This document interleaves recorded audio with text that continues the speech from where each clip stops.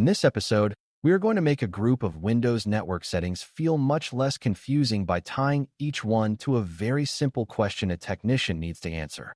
When a user says they cannot open a shared folder, reach a printer, sign in the way they used to, or get to a website at work, the computer may not be broken at all. Very often, the real issue is that Windows is using the wrong identity model, the wrong sharing setup, the wrong firewall behavior, or the wrong path for network traffic. That is why domain settings, workgroup settings, file and printer sharing, firewall choices, and proxy settings matter so much on Windows clients. They decide who the computer thinks the user is, what the computer is willing to talk to, and how traffic is allowed to move. Once you understand those settings in a beginner-friendly way, network support becomes much more logical and much less like random guessing. Before we continue, a quick note. This audio course is part of our companion study series. The first book is a detailed study guide that explains the exam and helps you prepare for it with confidence. The second is a Kindle-only ebook with 1,000 flashcards you can use on your mobile device or Kindle for quick review. You can find both at Cyber-authored in the Bare Metal Study Guide series. A good way to understand this topic is to focus on 3 ideas that show up again and again in support work. The first idea is identity, which means how Windows knows who a user is and whether that user should be trusted for certain tasks. The second idea is reachability, which means whether one device can actually talk to another device or service across the network. The third idea is access, which means whether the user is allowed to use the thing they reached, such as a folder, a printer, or a web resource. Many support calls are really a mix of those 3 ideas. A user may be on the correct network, but signed in with the wrong kind of account. A user may be allowed to use a shared folder, but blocked by firewall settings that stop the traffic before it gets there. A user may have working local network access, but fail to browse the web because a proxy setting is wrong. When you keep identity, reachability, and access in mind, the topic starts to feel much more organized. A workgroup is usually the easier starting point because it fits the way many home and small office computers operate. In a workgroup, each Windows computer is mostly responsible for itself. It keeps track of its own local user accounts, its own settings, and its own decisions about what to share. That means there is no central system controlling identity for every machine in the group. If several computers are in the same workgroup, they can still see each other and share resources, but they do not automatically trust one another just because they are nearby. For a beginner, the simple way to think about a workgroup is that each computer is its own small island that can cooperate with other islands when configured to do so. This can work well in small environments because it is simple and does not require a larger management system. But it also means support can become more manual because each machine has to be checked and managed more individually. A domain is built for a different kind of environment. Instead of each computer acting mostly on its own, a domain gives the organization a more central way to manage identity, settings, and access across many systems. When a Windows client is joined to a domain, the user can often sign in with one set of organizational credentials and use that identity across several computers and shared resources, depending on what they have been allowed to access. That makes support easier in larger environments because there is more consistency and more central control. A beginner should not confuse this kind of domain with the kind of domain name used on the internet. In Windows support, a domain is about managed identity inside an organization. That difference matters because a domain can change how users sign in, how resources are shared, and how settings are applied. It is not just a label. It changes the whole support model for the Windows client. The biggest practical difference between a workgroup and a domain shows up when users try to prove who they are. In a workgroup, a user often signs in with a local account that belongs only to that one computer. That account may work perfectly on that machine and still mean nothing on a nearby machine unless matching accounts or permissions are set up there too. In a domain, the user identity is usually more centralized, so the same sign-in can work across multiple domain-joined systems and services if the organization has allowed it. This is why domain environments often feel smoother to users in schools and businesses. They do not have to remember separate local identities for every shared resource they use. For a beginner technician, this is a major lesson. If access fails in a workgroup, the problem may be that the user is known only on one machine. If access fails in a domain, the issue may be tied to central identity, central permissions, or the client's connection to the domain environment rather than to the resource itself. File sharing makes much more sense once you understand that Windows is not only deciding whether a folder exists. It is also deciding whether that folder is being offered to the network and whether the user coming from another machine is allowed to open it.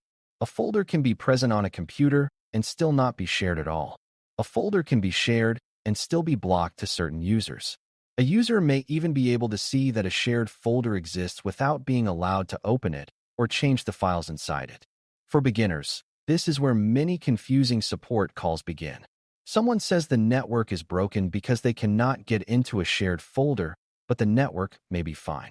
The real issue may be that sharing is turned off, the user does not have permission, or the identity being presented by the other machine is not the one the host computer expects. Good technicians remember that file sharing is not just about visibility. It is about both reachability and permission at the same time. Printer sharing follows the same basic pattern, even though users often describe it very differently. A shared printer is still a network resource, which means the Windows client trying to use it must be able to find it, reach the host or print path, and use an identity that is allowed to print there.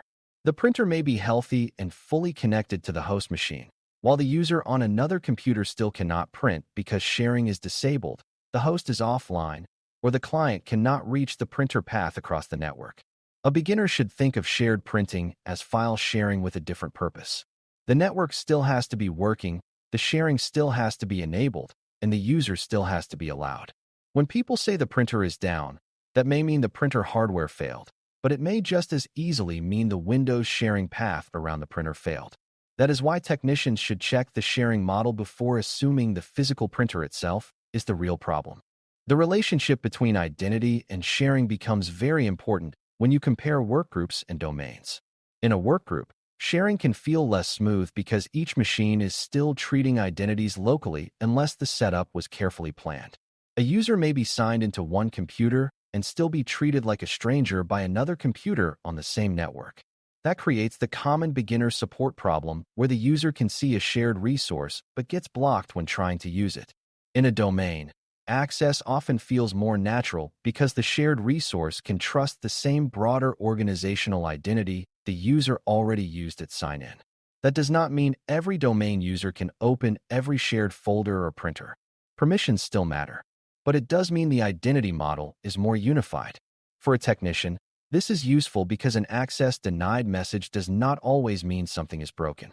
It may simply mean the user's identity was not known, was not trusted in the right way, or did not have permission for that resource. Windows firewall settings are another major part of this topic because even correct sharing and correct identity do not help if the network traffic itself is being blocked. A firewall on a Windows client is there to control what kinds of network traffic are allowed in and out. That is useful because it helps reduce risk and keeps the computer from being too open to the network. At the same time, if the firewall settings are too restrictive for the environment, normal sharing and support tasks may stop working. A beginner should think of the firewall as a traffic gatekeeper. It decides whether certain kinds of communication are allowed to pass. If the user cannot browse to a shared folder, cannot discover another device, or cannot be reached by a support tool, the firewall may be part of the reason even if the network cable, wireless connection, and user account all seem fine. That is why firewall thinking belongs in normal support work, not only in high-security conversations. Network profile choice makes firewall behavior easier to understand. Windows usually treats networks differently, depending on whether they are seen as more private and trusted or more public and untrusted. A home or office network where trusted devices need to discover each other often works better with settings that allow more local sharing behavior. A public wireless network in an airport or coffee shop should usually be treated more cautiously so the machine does not expose itself too openly. This matters because a user can move from one place to another and suddenly experience a change that feels like a failure even though Windows is just behaving more carefully.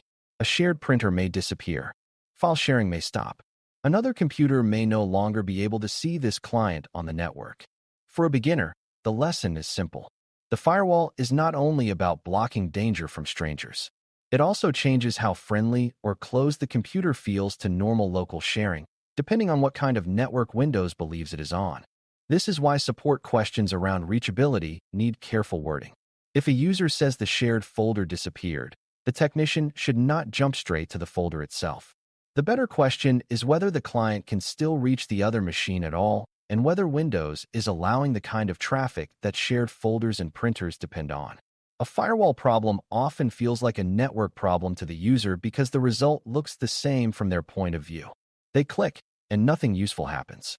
But a technician needs to know whether the path is broken or merely blocked by policy on the client.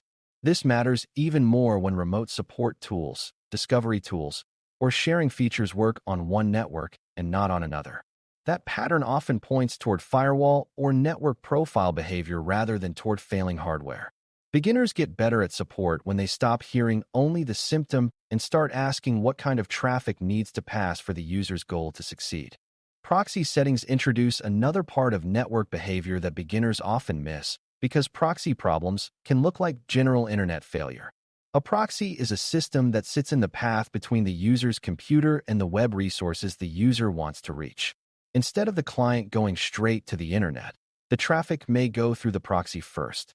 Organizations use proxies for different reasons, such as filtering, logging, controlling access, or managing how web traffic moves out to the internet. In a home setting, many users do not need to think about proxies at all. In a business or school environment, proxy settings can matter a great deal. If the Windows client has the wrong proxy setting, the user may be on the network, signed in correctly, and able to reach local resources, yet still fail to open outside websites or cloud services.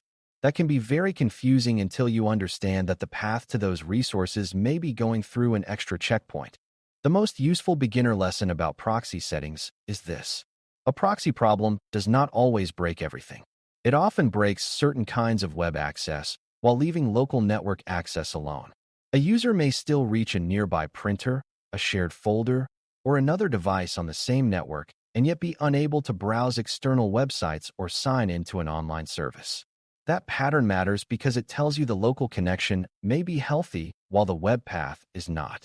Wrong proxy settings can happen for several ordinary reasons. A device may have been used on a different network before. An old company setting may still be present. A browser or Windows setting may still be pointing traffic to a proxy that no longer exists or is no longer reachable from the current location. For a technician, that is a powerful clue. It means the computer is not simply offline. It may be using the wrong route for web traffic. All of these pieces come together in a very practical way when you think through a simple support call. Suppose a user says they cannot open a shared drive, print to the office printer, or reach a business website.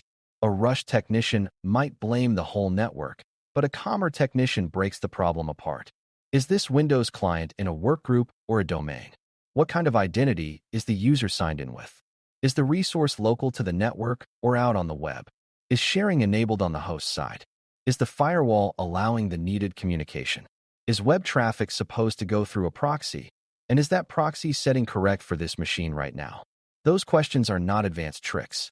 They are just a clean way to separate identity, reachability, and access. Once you do that, the problem becomes smaller and easier to explain instead of feeling like one huge and mysterious network failure. By the end of this topic, the main pattern should feel much clearer. Workgroups are simpler and more local, but they often require more manual thinking about user identity and shared access from one machine to another. Domains provide more centralized identity and management, which usually makes larger environments easier to support. File and printer sharing depend on both visibility and permission, so seeing a resource is not the same as being allowed to use it. Windows firewall settings affect whether the needed traffic can pass, and network profile choices change how open or cautious the client behaves on different networks. Proxy settings can change the path to web resources and create internet-like failures even when the local network is working normally. When beginners understand how these settings shape identity, reachability, and access, Windows client networking becomes far less confusing. The computer stops feeling unpredictable, and the technician can explain clearly whether the issue is who the user is, what path the traffic is taking, or what Windows is allowing that traffic to do. Thanks for listening. For more audio courses, daily newsletters, and more, please visit baremetalcyber.com.